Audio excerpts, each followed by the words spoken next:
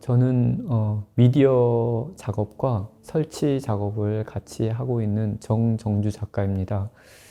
저는 조속과를 한국에서 졸업하고 독일에서 그 순수미술 그리고 약간 건축을 모티브로 한 현대미술을 전공을 했고요. 그리고 한국에 귀국해서는 계속해서 건축물 모형과 비디오 카메라를 활용한 실시간 비디오 프로젝션 작업과 그 다음에 조각, 그 다음에 빛을 같이 다루는 영상 미디어 작업을 같이 해오고 있습니다.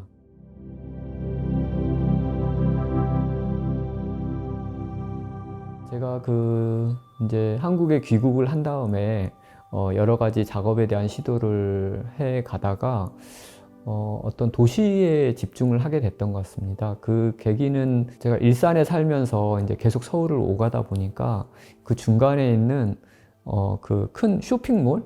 근데 야외에 있는 쇼핑몰이기 때문에 굉장히 큰 그 유리 벽들로 이루어진 박스 형태의 공간들이 굉장히 여러 개가 이렇게 배열되어 있는 그 쇼핑몰을 처음에 이제 제작을 하게 됐고요.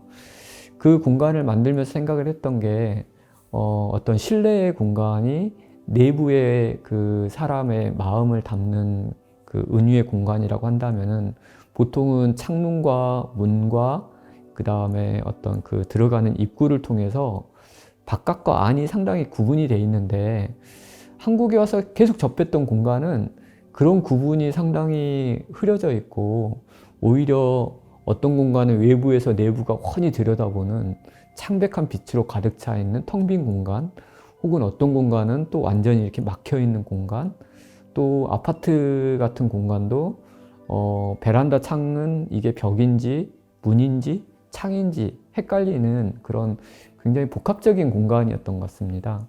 그래서 그런 이제 이렇게 여러 개의 텅 빈 투명한 유리로 막혀 있는 그런 공간들을 여러 개의 시리즈 작업으로 진행을 하고 그게 도시 시리즈로 진행이 됐는데, 이런 도시를 또 진행을 하다 보니까 자연스럽게 내가 왜 공간과 그 공간에서의 시선에 이렇게 주목하게 됐는지에 대해서 자꾸 생각을 하게 됐고, 그런 데서 그러니까 광주에서의 그 5.18 때의 기억들을 떠올리게 됐던 것 같습니다. 왜냐하면 그때 밖에서 막 이렇게 총소리가 들리면은 동생하고 같이 이불을 뒤집어 쓰고 침대에 숨어서 이렇게 숨어 있었던 기억들, 그리고 이제 중간에 좀 조용해졌을 때 누나랑 동생이랑 같이 시내까지 쭉 그 소년중앙을 사러 나갔는데 그때 봤던 그 불타 있는 차들과 유리 조각으로 가득 차 있는 거리의 모습, 텅 빈 어떤 공간 안에 또 사람들은 웅성웅성거리고 서 있는 모습들이 그 초반에 봤었던 그 굉장히 환한 빛으로 가득 찬 유리 벽으로 되어 있는 상가 건물의 그 공허함과 이렇게 더 연결이 됐던 것 같고, 그래서 그런 외부에 대한 두려움과, 하지만 어떤 낯선 세계가 외부에 펼쳐져 있고 굉장히 무섭기도 하지만 동시에 호기심으로 가득 차 있는 그런 시선이 제가 계속 해오던 빈 공간과 어떤 카메라의 시선이 보여줬던 느낌과 비슷하다라고 생각을 했습니다. 그래서 계속해서 그 광주 5.18과 관련된 상징적인 건물들을 다루는 시리즈를 진행을 하면서 어떤 역사적인 사건과 거기에 대한 기억, 그리고 그것들이 추모되고 승화되는 과정에서의 어떤 조형적인 표현들에 대해서 시도를 하게 됐고요. 그리고 그것과 더불어서 투명한 벽으로 이루어진 공간 안에 어떤 본인의 상처를 이야기하고 그 상처를 내면화하고 치유하는 과정에 행위를 하는 사람들의 모습을 담은 로비 시리즈, 그 다음에 수색로 빌라와 같은 시리즈 작업을 동시에 진행하게 됐습니다.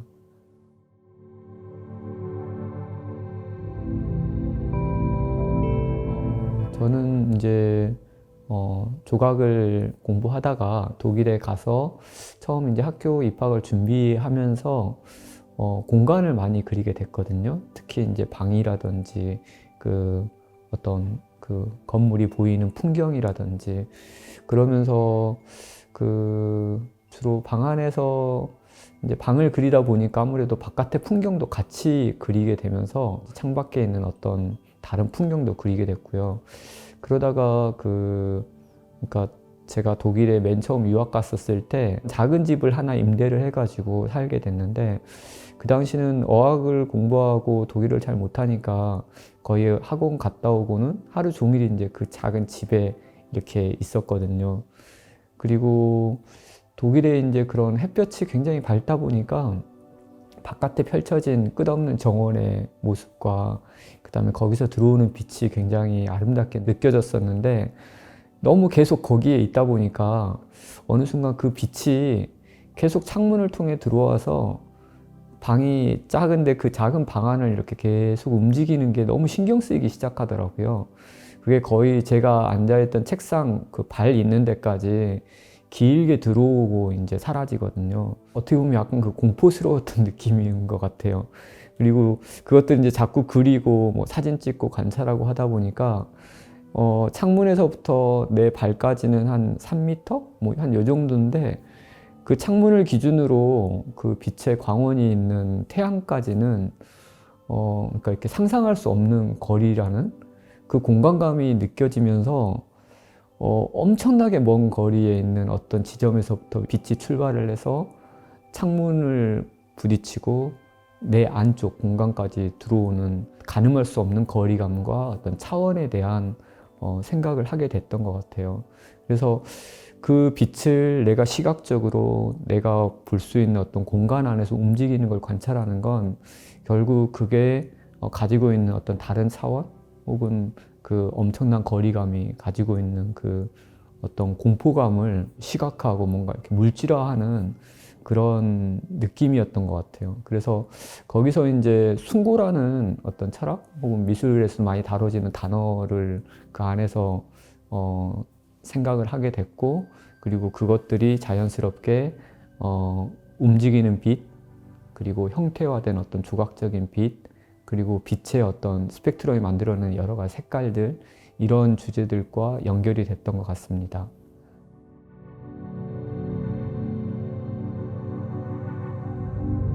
빛은 미술에서 굉장히 상징적인 그 어떤 단어로 사용되고 개념으로 사용되는데, 아까 말씀드린 것처럼 다른 차원의 세계, 그리고 어떻게 보면은 그 신을 상징하기도 하죠. 그래서 그건 뭐 예를 들면 종교에서도 그 신의 모습을 빛으로 많이 이야기를 하고, 또 그 빛은 이데아라든지 어떤 우리가 경험할 수 있는 일반적인 물질 세계에 그런 다양한 대상들을 떠나서 그 너머에 존재하는 어떤 것에 대한 어떤 상징으로 사용이 되는 것 같아요.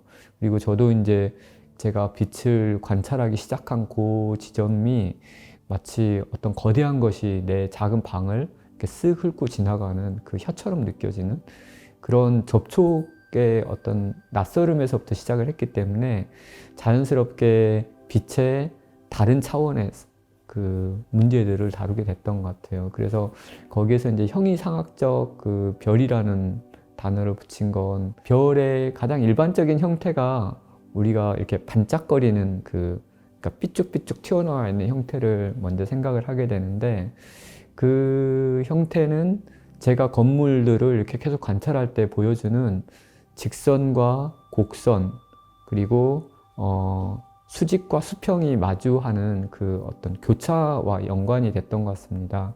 그래서 예전부터 이제 자주 해오던 드로잉들이 수평으로 가는 선과 그 다음에 거기를 수직으로 관통하는데, 그게 직각으로 관통할 때도 있고 어떤 각도를 가지고 이렇게 관통하는 때도 있고요.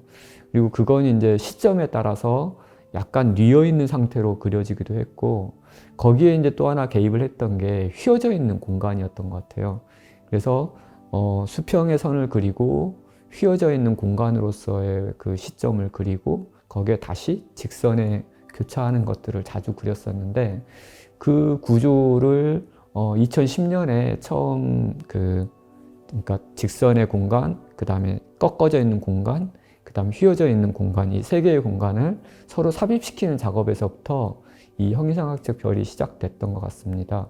그리고 그 안에는 이제 조명 장치들이 들어있어서 빛이 굉장히 강렬하게 그 안에 채워져 있었고, 그것들이 최근에 약간 더 추상적인 구조로 바뀌는 과정에서 어떤 그 휘어져 있는 곡선들에 가득 차 있는 빛의 그 휘어져 있는 빛 작업과 경주에서 전시하고 있는 세 방향으로 삽입돼서 교차되고 있는 그 형태의, 그리고 그것들이 집적되어 있는 형태의 형이상학적 별 최근 버전을 작업하고 있습니다.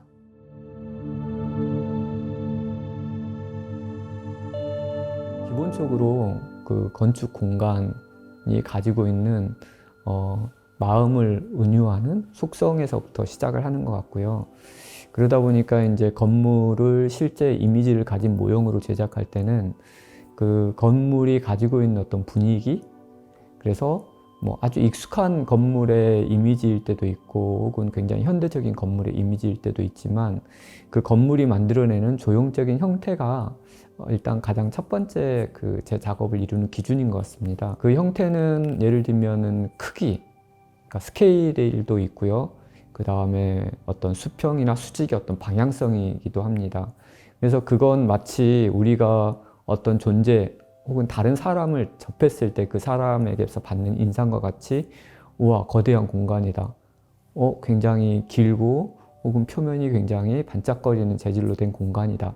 이런 것과 같은 그 첫인상의 관점에서 보게 되는 것 같고요.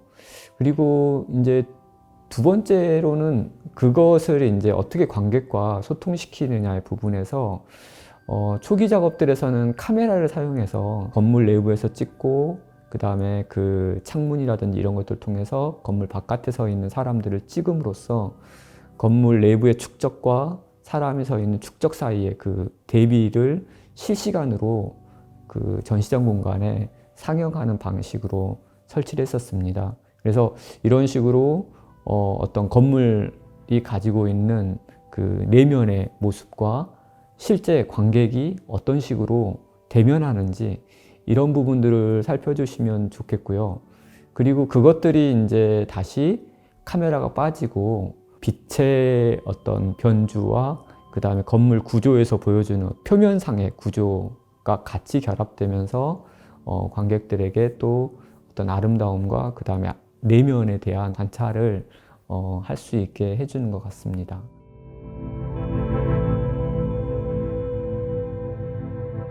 최근에 이제 한 5, 6년 정도부터 이 3D 영상 작업을 계속 같이 병행을 해가고 있는데, 초기에는 그 건물 모형을 제작하기 위해서 먼저 이제 도면 작업을 하는 과정에서 3D 어떤 공간이 나왔었고, 그리고 거기에 카메라의 움직임 혹은 빛의 움직임을 구현하기 위해서 이제 빛으로 움직이다가 우연한 기회에 그걸 그냥 영상 작업으로 제작을 하게 됐습니다. 근데 그 공간에서 보여지는 그러니까 3D를 통해 구현된 공간으로서의 이미지와 그 공간 안에 있는 그 어떤 3D로 구현된 인공의 빛, 이 두 가지가 만들어내는 조합이 굉장히 흥미로웠던 것 같습니다.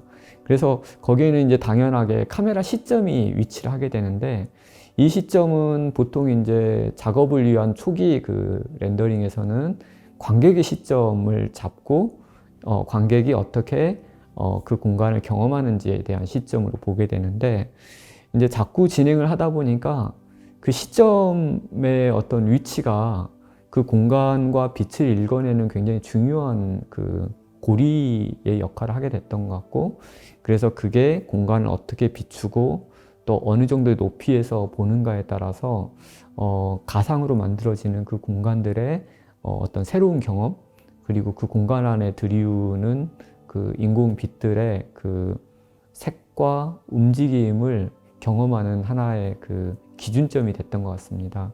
그래서 결국은 이제 그걸 판단하는 건 제 시점이기도 하지만, 그 시점에 이입하는 어떤 관객의 눈, 관객의 시점이 구현하는 아주 중요한 기준이 됐던 것 같습니다.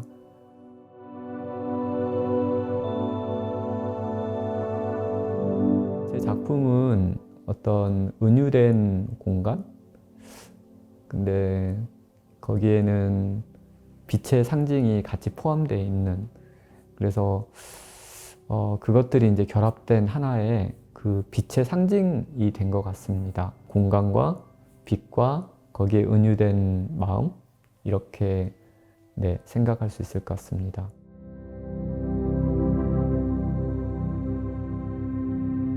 이번에 이제 경주에서 어떻게 보면은 처음으로 야외 작업을 설치하게 됐는데요.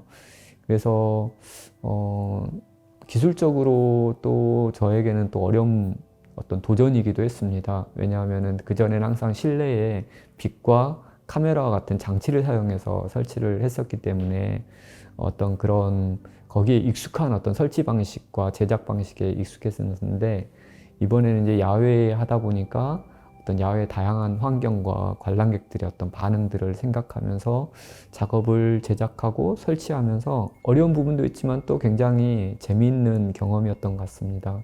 그리고 그 전시 공간이 경주라고 하는 굉장히 역사적인 그 맥락이 닿아 있는 공간이기 때문에 그 공간에 설치된 그 추상적인 세계를 이렇게 실체화한 형이상학적 별에라는 작업을 통해서 관객의 다양한 해석과 또 그리고 다양한 재미를, 그리고 어떤 아름다움에 대한 또 새로운 감상을 할 수 있는 좋은 계기가 되면 좋을 것 같습니다.